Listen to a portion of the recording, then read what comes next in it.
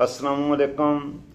Chief justice عمر عطاب بندیال نے اپنے آخری راؤنڈ کے آخری لمحات میں گنڈاسا پھیرا ہے اور لندن کے ڈاکوؤں نے اپنے ٹکٹ کینسل کروا دیے ہیں۔ ایک بہت ہی خاص ویڈیو کے ساتھ میں ہوں ابن اسکندر خان۔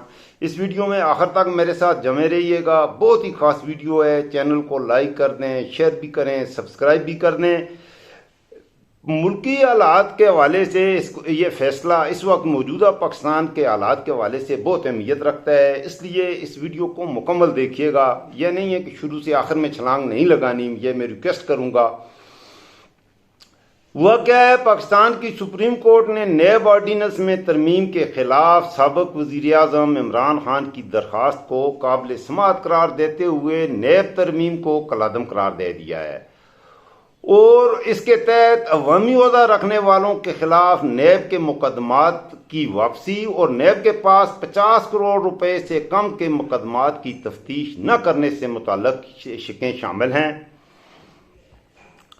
چیف جسٹس عمر عطاب بندیال کی سربراہی میں 3 رکنی بینچ نے یہ فیصلہ 2-1 کی اکثریت سے سنایا، جبکہ اس بینچ میں شامل جسٹس منصور علی شاہ نے اس فیصلے سے اختلاف کرتے ہوئے اختلافی نوٹ لکھا ہے۔ سپریم کورٹ نے اپنے فیصلے میں کہا ہے کہ نیب سمیت تمام عدالتیں اگلے 7 روز میں مقدمات سے متعلقہ عدالتوں میں بھیجنے سے متعلق فیصلہ کریں۔ اس فیصلے میں پلی بارگین سے متعلق ہونے والی ترامیم کو بھی کالعدم قرار دے دیا گیا ہے۔ فیصلے میں مختلف معاملات میں کی جانے والی انکوائری اور تفتیش کو بھی بحال کر دیا ہے۔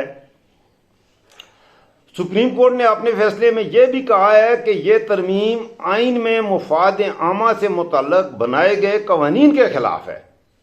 عمران خان نے نیب کے قوانین میں ترمیم کے خلاف اپنی درخواست میں وفاق اور نیب کو فریق بنایا تھا اور اس میں یہ کہا تھا کہ نیب کے قانون کی سیکشن 5, 4, 2, 25, 6, 26, 15, 14, 21, 23 میں کی جانے والی ترامیم آئین پاکستان کے آرٹیکل 9, 14, 19A, 24 اور 25 کے بنیادی عوامی حقوق کے بالکل برعکس ہیں۔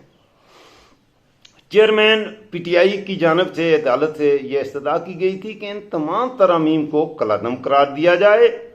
سپریم کورٹ نے نومبر 2022 میں اس درخواست پر سماعت شروع کی تھی اور چیف جسٹس عمر عطاب بندیال، جسٹس اعجاز الاحسن اور جسٹس منصور علی شاہ پر مشتمل 3 رکنی بینچ نے 40 سے زیادہ سماعتوں کے بعد رواں برس 6 برس کو اس درخواست پر فیصلہ محفوظ کیا تھا۔ اب نیب کے قانون میں 27 ترامیم سے متعلق بل گزشتہ قومی اسمبلی اور سینٹ سے مئی 2022 میں منظور کیا گیا تھا، تاہم صدر عارف علوی صاحب نے اس وقت اس بل پر دستخط کرنے سے انکار کر دیا تھا، جس کے بعد پی ڈی ایم کی حکومت نے جون 2022 میں قومی اسمبلی اور سینٹ سے مشترکہ اجلاس بلوا کر اس بل کی منظوری دے دی تھی۔ اس قانون سازی کے تحت بہت سے معاملات کو نیب کے دائرہ اختیارات سے ہی نکال دیا گیا تھا اور یہ بھی کہا گیا تھا کہ ان ترامیم کو قومی احتساب آرڈیننس 1999 کے آغاز سے نافذ سمجھا جائے گا۔ قانون میں جو اہم ترامیم کی گئیں، ان میں کہا گیا تھا کہ نیب 50 کروڑ سے کم مالیت، ذرا غور سے سنیے گا، 50 کروڑ سے کم مالیت کے معاملات کی تحقیقات نہیں کر سکتا۔ اس کے علاوہ سب دھوکہ دہی کے کسی مقدمے کی تحقیقات تب ہی کر سکتا ہے جب متاثرین کی تعداد 100 سے زیادہ ہو۔ ذرا غور سے سنیے گا۔ نیب آرڈیننس میں یہ بھی ترمیم کی گئی تھی کہ نیب کسی بھی ملزم کا زیادہ سے زیادہ 14 دن کا ریمانڈ لے سکتا ہے، تاہم بعد ازاں اس میں مزید ترمیم کرتے ہوئے اس مدت کو 30 روز تک بڑھا دیا گیا تھا۔ قانون کی منظوری کے بعد نیب وفاقی، صوبائی اور مقامی ٹیکس کے معاملات پر بھی کارروائی نہیں کر سکتا تھا اور ملک میں کام کرنے والے ریگولیٹری اداروں کو بھی نیب کے دائرہ اختیار سے باہر نکال دیا گیا تھا۔ بل میں یہ بھی کہا گیا تھا کہ اس آرڈیننس کے تحت افراد یا لین دین سے متعلق زیر التوا تمام پوچھ گچھ، انویسٹیگیشنز، تحقیقات، ٹرائلز یا کاروائیاں متعلقہ قوانین کے تحت متعلقہ حکام، محکموں اور عدالتوں کو منتقل کی جائیں گی۔ اس ترمیم کے بعد چیئرمین نیب اور بیرو کے پراسیکیوٹر جنرل کی مدت ملازمت میں بھی 1 برس کی کمی کر کے اسے 3 سال کر دیا گیا تھا، اور یہ بھی کہا گیا تھا کہ نیب کا ڈپٹی چیئرمین کی مدت ملازمت پوری ہونے کے بعد بیرو کا قائم مقام چیئرمین بنے گا۔ اب سب سے اہم حصے پہ اب آتے ہیں کہ اس سے فائدہ کس کو ہوا اس ترمیم سے۔ تو ایک ترمیم کے تحت احتساب عدالتوں کے ججوں کے لیے بھی 3 سال کی مدت بھی مقرر کی گئی تھی، اور عدالتوں کو 1 سال کے اندر مقدمے کا فیصلہ کرنے کا بھی پابند بنایا گیا تھا۔ ترمیمی قانون کے تحت نیب کو پابند کیا گیا تھا کہ وہ ملزم کی گرفتاری سے قبل اس کے خلاف شواہد کی دستیابی کو یقینی بنائے۔ قومی احتساب بیورو نے اس مقدمے کی سماعت کے دوران ترمیم سے فائدہ حاصل کرنے والے ملزمان سے متعلق رپورٹ میں بھی سپریم کورٹ میں جمع کروائی تھی، جس کے مطابق رواں سال مجموعی طور پر 22 مقدمات احتساب عدالتوں سے واپس ہوئے، جبکہ ترامیم کی روشنی میں 25 مقدمات دیگر متعلقہ فارمز کو بھیجے گئے تھے۔ اس رپورٹ کے مطابق ترمیم سے فائدہ اٹھانے والوں میں متعدد سابق وزرائے اعظم سمیت ملک کی اہم سیاسی جماعتوں کے کلیدی رہنما بھی شامل تھے۔ اب ذرا ان کا بات کرتے ہیں کون شامل تھے، اور یہ قانون اب یہاں پر یہ بہت خاص ایسے میں ہم اب پہنچے ہیں۔ اس ترمیم کے بعد احتساب عدالتوں نے سابق وزیر اعظم آصف علی زرداری، وزیر اعظم شہباز شریف، سابق وزرائے اعظم یوسف رضا گیلانی اور پرویز اشرف سمیت دیگر ملزمان کے خلاف 50 سے زائد ریفرنس عدالتی دائرہ اختیارات ختم ہونے پر نیب کو واپس کر دیے تھے۔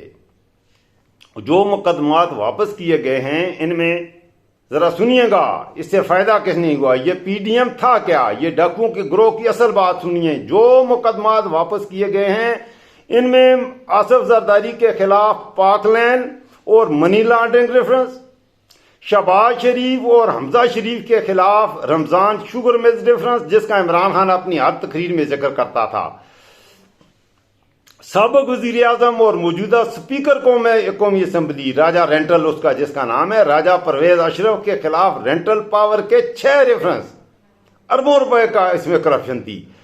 اور اس کے بعد سابق وزیر اعظم یوسف رضا گیلانی کے یو ایس ایڈ میں کرپشن فنڈ کا ریفرنس، اور پیپل پارٹی کے سینیٹر سلیم مانڈا والا اور اعجاز ہارون کے خلاف کڈنی ہیلز ریفرنس، سابق وزیر اعلیٰ خیبر پختونخوا سردار مہتاب احمد عباسی کے خلاف نیب ریفرنس، اور پیپل پارٹی کی سینیٹر روبینہ خالد کے خلاف لوک ورثہ میں مبینہ خرد برد کے ریفرنسز کو واپس کیا گیا تھا۔ اس کے علاوہ بھی بہت کچھ ہے۔ احتساب عدالتوں نے مضاربہ اسکینڈل اور کمپنی فراڈ کے وہ ریفرنس بھی نیب کو واپس کر دیے تھے جن میں متاثرین اور شکایت کنندگان کی تعداد 100 سے کم تھی۔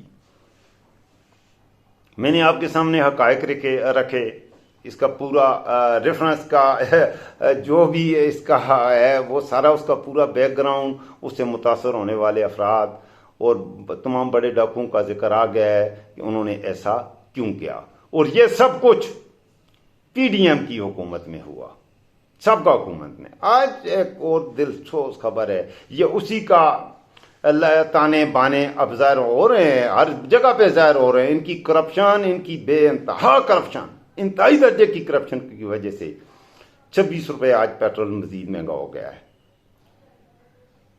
پیٹرول کی پرائسز 350 کو پہنچنے لگی ہیں پر لیٹر۔ اس ملک کا غریب کہاں جائے گا؟ اس ملک کے غریب کو بغیر کسی سیاسی قیادت کے خود سڑک پہ کفن پہن کے آنا ہوگا۔ عزت کی زندگی پر موت کو ترجیح دیں گے تو تب آپ کو آزادی بھی ملے گی اور عزت بھی ملے گی۔ اگر آپ ذلت کی زندگی کو قبول کر لیں گے تو میرے دوستو آپ کے اوپر بہت بڑے بغیرت ڈاکو بیٹھے ہیں۔ یہ تو آپ کو زندہ بھی اس لیے چھوڑا ہوا ہے، اس ملک کے غریب کسان مزدور کو اس لیے زندہ چھوڑا ہوا ہے کہ اس غریب کسان کے بغیر یہ خبیث کھائیں گے کہاں سے؟ ادروائز وہ آپ یقین کریں آپ کے خون کی آخری بوند بھی نکال دیں۔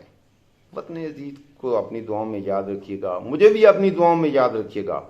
میری دعا ہے اللہ پاکستان کی حفاظت فرمائے، اللہ پاکستان کے غریبوں، کسانوں، مزدوروں کے حال پر یا اللہ تو ہی رحم فرما دے۔ کس کی عدالت میں جائیں، ہمیں کسی سے امید نہیں۔ اللہ حافظ، فی امان اللہ۔